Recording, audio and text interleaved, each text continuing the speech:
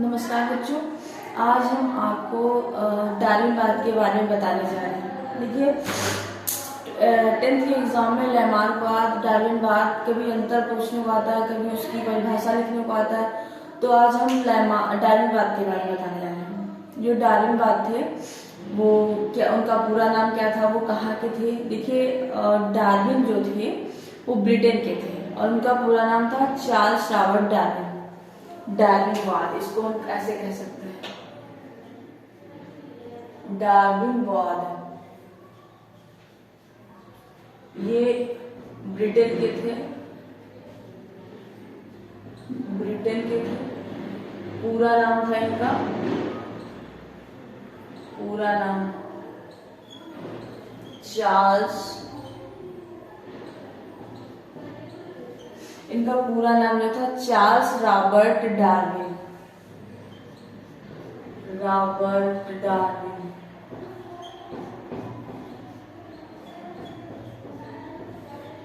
इन्होंने एक जहाज पे जो है 5 साल, पूरे विश्व में 5 साल भ्रमण किया है। तो उस जहाज का नाम क्या था? बीगल। उस जहाज का नाम था बीगल। और 1931 में 1831 बीगल नामक जहाज था। जहाज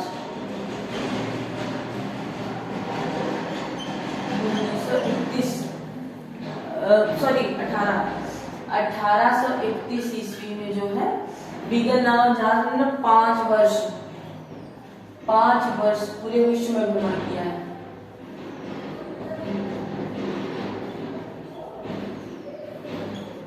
ठीक है। और इन्होंने जो डार्विनवाद दिया था, पूरे 20 वर्षों के अध्ययन के बाद 1859 ईस्वी 1859 में इन्होंने अपना डार्विनवाद दिया था। इनका एक सिद्धांत है जिसको हम कहते हैं थ्योरी ऑफ नेचुरल सिलेक्शन। और इनकी बुक का नाम भी है, बुक का नाम पूछा जाता है एग्जाम में कि डार्विन की कौन पुस्तक का नाम बताइए। तो डार्विन की पुस्तक थी ओरिजिन ऑफ स्पीसीज। तो हम सिद्धांत लिख देते हैं पहले। इनकी बुक का नाम, इनकी बुक का नाम था ओरिजिन ऑफ स्पीसीज। ये बुक आती है आपको लिखने के लिए इनकी। और डार्विन जी का एक सिद्धांत था थ्योरी ऑफ नेचुरल सिलेक्शन, सिद्धांत था इनका।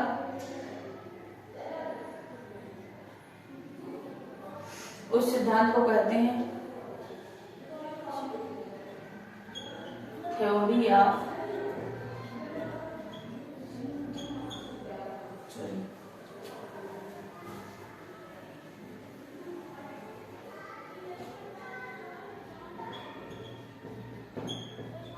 नेचुरल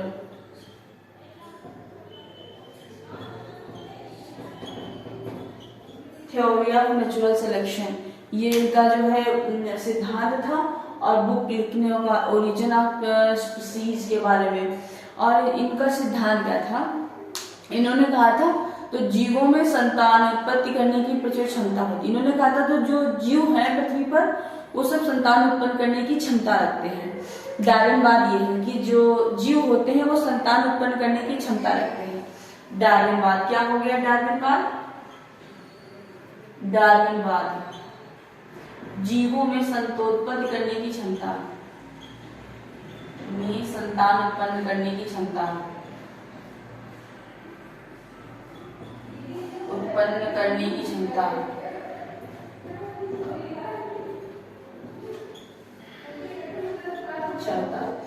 इन्होंने एक और बात कही थी। इन्होंने कहा था कि जो निम्न जीव होते हैं, छोटे जीव होते हैं, वो अधिक से अधिक जीव संतान उत्पन्न कर सकते हैं। जैसे मनुष्य होता है, मनुष्य जो है 2, 3, 4 या 5, इससे ज्यादा संतान उत्पन्न नहीं कर सकता अब इस जनरेशन में। और जो छोटे छोटे जीव होते हैं, जैसे उन्होंने कहा था जी कि जो वो होती है सीप होती है, समुद्री सीप, वो 6 करोड़ अंडे देती है। निम्न जीवों में अधिक संतान उत्पन्न करने की क्षमता।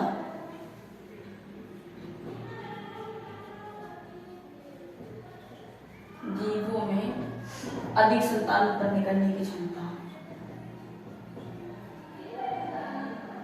अधिक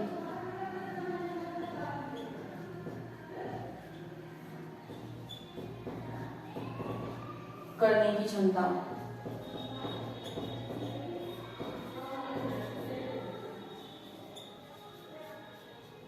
ठीक है। और जो समुद्री सीप होती है वो 6 करोड़ अंडे देती है। समुद्री सीप जो होती है 6 करोड़ अंडे देती है।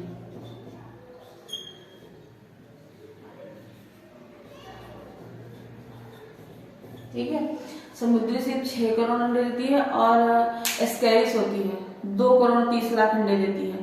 तो इससे इन्होंने कहा था जैसे जो जीव ज्यादा संतान उत्पन्न करेगा तो उसके बाद आपके पास एक ही घर हो और एक ही कमरा हो, रहने वाले 10 हो, तो दिक्कतें बढ़ेंगी ना। तो वही इन्होंने समझाया, जब अधिक से अधिक चीजें बढ़ेंगी तो उसमें क्या होगा। तो उन्होंने 3 थ्योरी उन्होंने दी। इन्होंने कहा जीवन संघर्ष, जीवन संघर्ष और पहला होता है जीवन में संतान उत्पन्न करने की प्रचुर मात्रा, ये पहला हो गया। और सेकेंड है जीवन संघर्ष और थर्ड है योगात्मक उत्तरजीविता। तो आपका जो ये जब ज्यादा लोग पैदा हो जाएंगे तो जीवन संघर्ष तो बढ़ेगा ही बढ़ेगा। और चाहे जीव जंतु जानवर कोई भी हो, सब में संघर्ष तो है। जीवन में सबको संघर्ष करना पड़ता है। तो वही आप ये स्क्रीनशॉट कर लो, फिर आगे बताएं।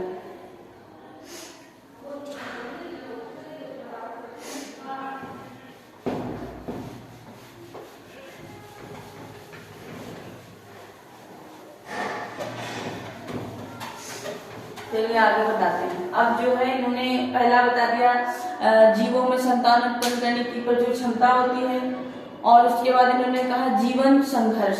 दूसरा था इनका जीवन संघर्ष। जीवन संघर्ष, जीवन संघर्ष। तो जीवन संघर्ष क्या हो, जो सजातीय जीवन संघर्ष और अंतरजातीय जीवन संघर्ष और एक वातावरणीय जीवन संघर्ष। देखिए सजातीय क्या होता है, जैसे गाय है तो गाय घास खाती है, तो अगर पृथ्वी पे जो अधिक मात्रा में गाय हो जाए तो घास जो होगी, घास को खाने का जो संघर्ष होगा वो सजातीय जीवन संघर्ष हो जाएगा। और अंतरजातीय जैसे कि जैसे कोई आम है तो उसको तोता भी खाता है, गिलहरी भी खाती है, तो वो अंतरजातीय हो गया। एक आम है लेकिन खाने वाले 2 हैं, तो 2 अलग अलग जातियों के बीच जो संघर्ष होगा वो अंतरजातीय संघर्ष होगा। और सजातीय जो समान जाति का संघर्ष होगा। जैसे मनुष्य है, मनुष्य भोजन खाता है तो जो और दूसरे लोग भी भोजन खाएंगे जो मनुष्य है, तो जो मनुष्य के बीच संघर्ष होगा वो सजातीय हो जाएगा। और एक दूसरा जानवर और दूसरे जानवर के बीच जो संघर्ष होगा हो जाएगा वो अंतरजातीय हो जाएगा। फिर जो वातावरणीय जीवन संघर्ष होता है, तो जो इस वातावरण को झेल सकता है वो ही रहता है, इस वातावरण में जो नहीं झेल सकता वो मर जाता है। उन्होंने ऐसा कहा। तो सजातीय, अंतरजातीय, सजातीय भी है, अंतरजातीय संघर्ष, सजातीय संघर्ष और अंतरजातीय संघर्ष, फिर वातावरण संघर्ष।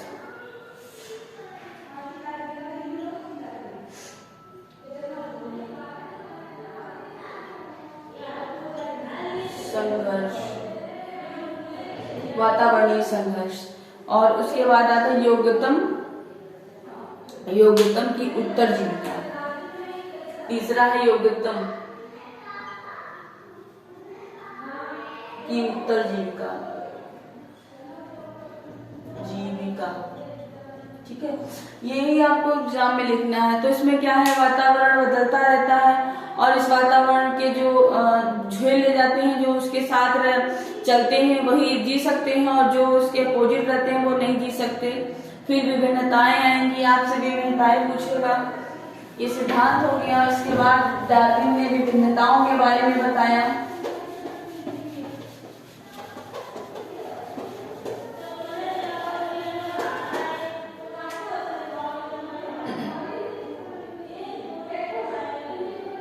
विभिन्नताएं हो गई। विभिन्नताएं क्या होंगी? देखिए, विभिन्नताएं एक माता पिता की संतान जो होती है, अगर दो भाई बहन है या बहन बहन है तो वो अलग अलग होती है। इसी को विभिन्नताएं उन्होंने बताया। एक जैसी नहीं हो सकती। अगर जुड़वा नहीं है तो ठीक है, ये भी उन्होंने कहा अगर जुड़वा नहीं है तो। और अगर विभिन्नताएं अगर माता पिता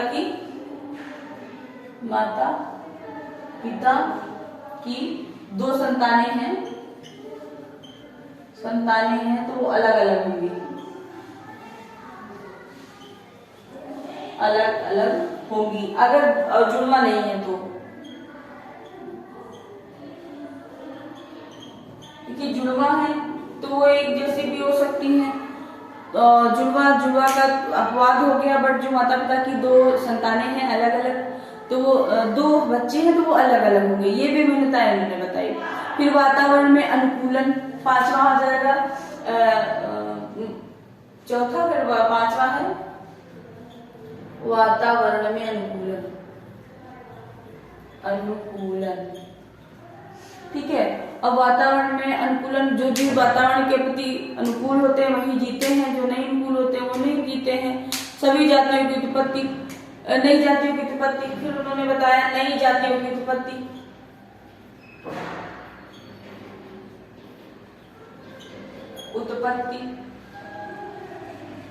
नई जातियों की उत्पत्ति होती है तो पीढ़ी दर पीढ़ी जो परिवर्तन होता है उन्हें विभिन्नताएं कहते हैं। उन्होंने ये बताया विभिन्नताएं कब होती है? पीढ़ी दर पीढ़ी।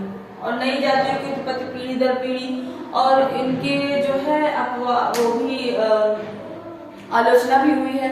इन्होंने जो कहा है जो कायिक कोशिकाएं होती है और जनन कोशिकाएं होती है उनके बीच जो अंतर होता है, उनके बीच कोई अंतर नहीं होता है। कायिक कोशिकाएं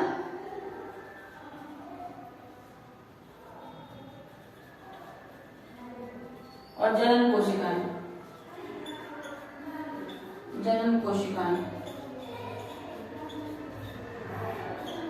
ये समान बताई उन्होंने। ऐसा नहीं होता, ये आलोचना है। आपसे डार्विनवाद और लैमार्कवाद के बारे में अंतर पूछता है। आज ये डार्विनवाद हो गया है, कल हम आपको लैमार्कवाद बता देंगे। डार्विनवाद और लैमार्कवाद में अंतर पूछेगा, डेफिनेशन आएगी तो आपको ये सब लिखनी है, ज्यादा कुछ नहीं करना है। ठीक है, आज के लिए इतना। नमस्कार।